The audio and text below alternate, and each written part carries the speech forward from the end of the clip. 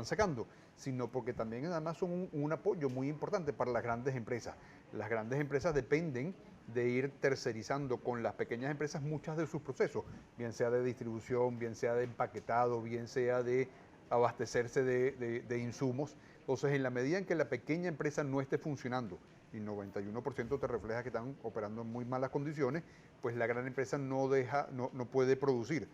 Esto no quiere decir que la gran empresa esté en mejores condiciones. El 61% de las grandes empresas dicen que están en unas condiciones malas o muy malas, ¿no? Te vas dando cuenta, Stephanie, de cifras como que el 62% dice tener menos de un mes de pedidos como para producir, pero el 17% no tiene nada, ¿no? Entonces, este no tener nada o tener menos de un mes, el 61%, responde a una economía que se ha venido empobreciendo como consecuencia de la inflación por la cual estamos pasando, lo cual le va restando poder adquisitivo al consumidor. Y cuando tú no vas teniendo poder adquisitivo, no vas comprando. Y cuando no vas comprando, las fábricas entonces empiezan a producir menos. Cuando empiezan a producir menos, empiezan a dejar gente cesante. Esa gente cesante consume menos aún. Claro. Entonces estás en una espiral de un decrecimiento muy importante. Y eso hace que nuestro país haya pasado a tener una economía que en términos reales es la mitad de lo que fue en un momento dado, ¿no? Que sea la mitad de lo que fue en un momento dado, lo que te habla es de unas personas que tienen imposibilidad como para poder acceder a los bienes que son de consumo esencial. El tema ese de la gente que come una vez al día o dos veces al día, el tema de la desnutrición y los impactos que eso tiene en la población, el tema de la incapacidad de poder fabricar productos exportables distintos del petróleo y así Usted, sucesivamente. señor Olaquiaga, presentaba durante su participación en la Asamblea Anual de la Asociación de Industriales de Latinoamérica, presentaba unas cifras y yo quiero que usted las desglose un poco más sencilla para que la gente lo entienda. Usted hablaba que el Producto Interno Bruto de nuestro país en el año 97 a nivel de industria o el aporte que se daba era de 17,7% y ahora pasó de 12,6%. ¿Eso qué implica? El cierre de empresas, implica la pérdida de empleo. Bueno, fíjate, el Producto Interno Bruto es la suma de todas las actividades comerciales que se hacen en el país, de todas las transacciones que se vienen haciendo, ¿no? El que un sector participe con un cierto porcentaje en ese Producto Interno Bruto, lo que quiere decir es que tiene un peso en la actividad económica del país mayor o menor, ¿no? Los países industrializados normalmente tienen participación del sector industrial que oscila en cualquier rango que vaya desde el 20 hasta el 30%. Eso es una cantidad, el 20% es una cantidad, digamos, normal, el 30% es una cantidad relativamente alta y sería lo apropiado para una economía bastante industrializada. Venezuela solía tener el 24%, por ahí en los años 70, el 24% de su PIB era la porción de la industria no petrolera, ¿verdad? Ese aporte del 24% ha venido disminuyendo de forma progresiva. Hacia principios del periodo de la revolución estábamos cercanos al 17 o el 18%, hoy en día ya estamos más cercanos al 11% o al 12%. Eso lo que quiere decir es que la industria se ha venido contrayendo, ha venido aportando menos a la economía porque nos hemos venido convirtiendo en una economía de importación de muchos productos. Nos hemos convertido en una economía rentista, es decir, que dependemos del precio del petróleo, de un solo bien que exportamos, y ese solo bien que exportamos nos genera las divisas suficientes como para importar muchas otras cosas. Entonces las transacciones que se van haciendo van siendo más comerciales y menos de procesamiento. ¿Qué es lo malo de eso? Bueno, lo malo de eso son varias cosas. Lo primero es la insostenibilidad de eso, porque los ciclos de precios del petróleo sabemos que el petróleo pasa por ciclos de alto precio y ciclos de bajo precio. Si estás en un ciclo de alto precio y te mantienes, pues no hay problema, pero si vas a un ciclo de bajo precio, como el que estamos pasando en este momento, pues tienes la imposibilidad de poder importar las cosas y no tienes con qué fabricarlas internamente. Entonces te empobreces como país en ese momento.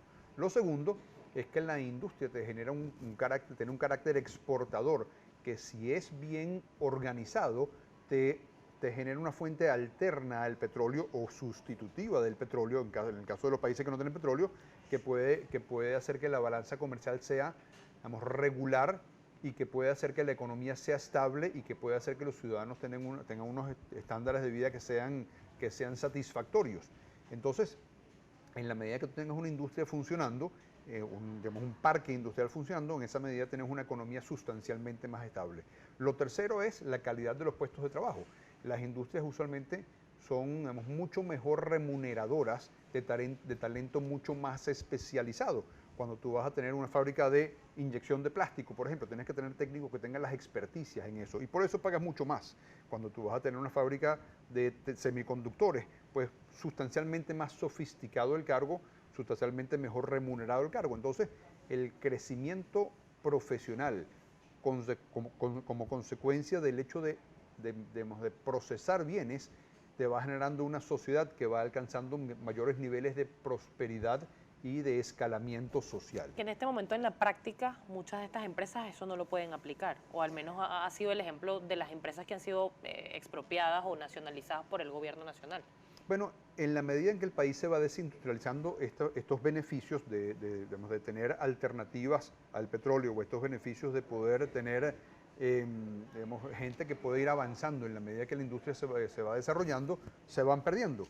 Y tú te vas dando cuenta entonces de personas que tenían experticias, que la fábrica cerró y entonces no hayan dónde aplicar esas experticias. Eso tiene dos consecuencias. La primera es la migración de talento hacia el exterior, porque las personas van buscando dónde aplicar sus experticias.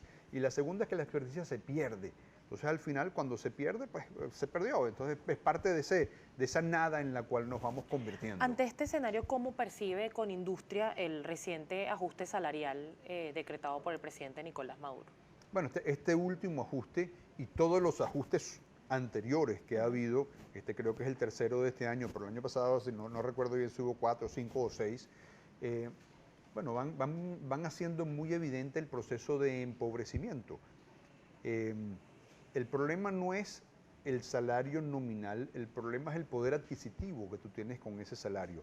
Y por mientras mantengas la inflación muy alta, el salario siempre se te va a venir diluyendo. La inflación muy alta a lo que responde es a la política monetaria equivocada que el Ejecutivo Nacional tiene. Así que eso es lo que tienes que corregir para que el salario se pueda estabilizar. Luego lo que tienes que generar es muchos puestos de trabajo. Si tú tienes política monetaria equivocada y tienes unas fábricas que van desapareciendo, en esa misma medida pues el trabajo se va agotando, se va acabando. Señor Arqueaga, tengo que hacer una pausa y al regreso me gustaría consultarle sobre algunos aspectos, y lo dijo recientemente nuestro invitado anterior, Jesús Farías. Aseguraba que la Constitución del 99 no tiene esbozado el modelo económico productivo. Ellos aseguran que el modelo económico se va a fortalecer con una Asamblea Nacional Constituyente. ¿Qué opina usted de esto? Lo conversamos al regreso. Estamos conversando con... Lo que se va a privilegiar en la próxima Constitución no es sino una continuación de lo mismo que hemos tenido hasta ahora. ¿Y cuál es el resultado de lo que hemos tenido hasta ahora?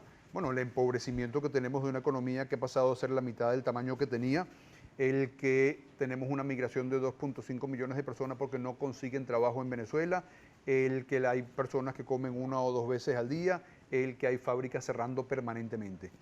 Habiéndote dicho eso, te digo, pese a que el sector público ha pasado a tener muchísimas más empresas y sectores enteros, todo el sector cementero, todo el sector siderúrgico, todo el sector petroquímico, todo el sector de electricidad y tantos otros, todo el sector cafetalero, todo el sector, prácticamente todo el sector de azúcar. Pese a que eso es así, el aporte que hace dentro de la manufactura el sector público es menos del 10% si lo comparas con el sector privado, que aporta más del 90% del PIB a la manufactura, ¿verdad? Entonces, cuando tú tienes muchas empresas y tienes un aporte, digamos, en términos de productos terminados muy bajo, lo que quiere decir es que eres altamente ineficiente. Lo que te muestra eso es que estás actuando, que estás, digamos, produciendo resultados que son inconvenientes. Entonces, lo que tienes que hacer en ese momento es rectificar y darte cuenta de que si ese modelo no te está funcionando como para generarle bienestar al país, tienes que cambiar el modelo. ¿Cuál es el modelo alternativo? Y es el modelo que Conindustria ha venido, vamos, exponiendo permanentemente. Oye, la economía de libre mercado, el hecho de que existan los incentivos para que los ciudadanos, siendo dueños de los bienes, sean ellos los que van, vamos, generando las mejores prácticas, generando las experticias, abasteciendo a la población de bienes y y generando los puestos de trabajo. Señor Arqueaga, ¿cuánto daño ha hecho, y lo ha denunciado no solamente con Industria, sino también con Secomercio, Fedecámaras, el tema de los controles? Y esto se lo pregunto porque colegas del Estado Táchira nos hacen llegar el día de hoy algunas declaraciones que ha dado el gobernador de la entidad, asegurando que es necesario verificar que los empresarios voten el próximo 30 de junio y si no lo hacen, pues que no se les sea adjudicado el DICOM. Esto puede ser por decisión política. ¿Cuán daño hace este tipo de controles? Bueno, eso no es sino una extorsión, ¿verdad? Si a ti te obligan a hacer una cosa, pese a que tú no deseas hacerla dentro de los derechos y las libertades políticas que debe haber en una democracia, no diciendo que estamos en democracia en este momento, pero que deben existir en una democracia, pues eso no es sino un chantaje, es una extorsión. Entonces, ¿cuánto daño han hecho los controles? Bueno, enorme daño. Como modelo, el modelo de control es un modelo extraordinariamente privativo.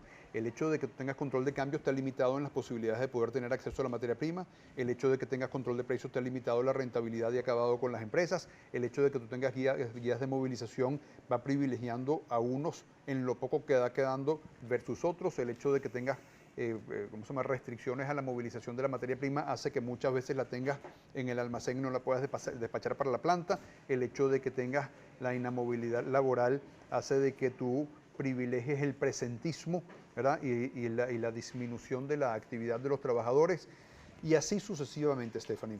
Venezuela puede pasar a ser un país en el cual hay un desarrollo importante, un desarrollo industrial importante, pero tiene que ser con un mecanismo de mercado, con un mecanismo de libre empresa. Vamos a voltearnos alrededor del mundo y vamos a ver cuál es el sistema que va causando bienestar en el resto del mundo. China, que tanto elogiamos, ¿verdad? Es un país que salió del comunismo, es decir, de los controles, y pasó para la economía de libre mercado, tal vez demasiado de sopetón. ¿Y cuál es el resultado? Bueno, unos crecimientos de prosperidad extraordinarios en China. Lo mismo ha sucedido en todo el mundo occidental. Así que ese es el modelo al cual debemos referirnos y que no debe estar contenido en la Constitución, sino que debe ser una cosa dinámica a la cual uno va adaptando en la medida de las necesidades. Señor Arqueaga, no quiero despedirlo sin tratar, el próximo miércoles se va a llevar a cabo el Congreso Anual de Conindustria. ¿En qué se va a basar este congreso en particular? ¿Cuál es el tema? Sí, fíjate, este miércoles 12 en la tarde en la sala Folmer del IESA vamos a tener nuestro congreso anual y se va a basar vamos a discutir todo el tema petrolero. El tema petrolero es un tema fundamental para Venezuela, pero la verdad es que tiene una ventana de oportunidad en el futuro que se va achicando. El uso de energías alternativas, toda la legislación que tienen los países para disminuir la cantidad de carbono que se va emitiendo el oxígeno, hacen de que otras energías vayan tomando la posición del petróleo. Con lo cual entonces el petróleo, en el cual hemos descansado durante ya muchos años, pues no le quedan tantos años en el futuro. Entonces, ¿qué vamos a hacer cuando el petróleo, que no es que desaparezca, sino que nos agregue unos precios que no nos permitan vivir de él como hemos vivido en el pasado? Entonces, ese es un tema que tenemos que discutir. Tenemos que discutir cómo rescatar la industria, tenemos que discutir cuál debe ser la propiedad de la industria, pero tenemos que discutir cómo eso se utiliza para industrializar el país para la época postpetrolera. Muchísimas gracias, señor Arqueaga. Siempre es un placer conversar con usted. Vamos a estar pendientes entonces miércoles 12 de este mes, Congreso de Conindustria, Congreso Anual de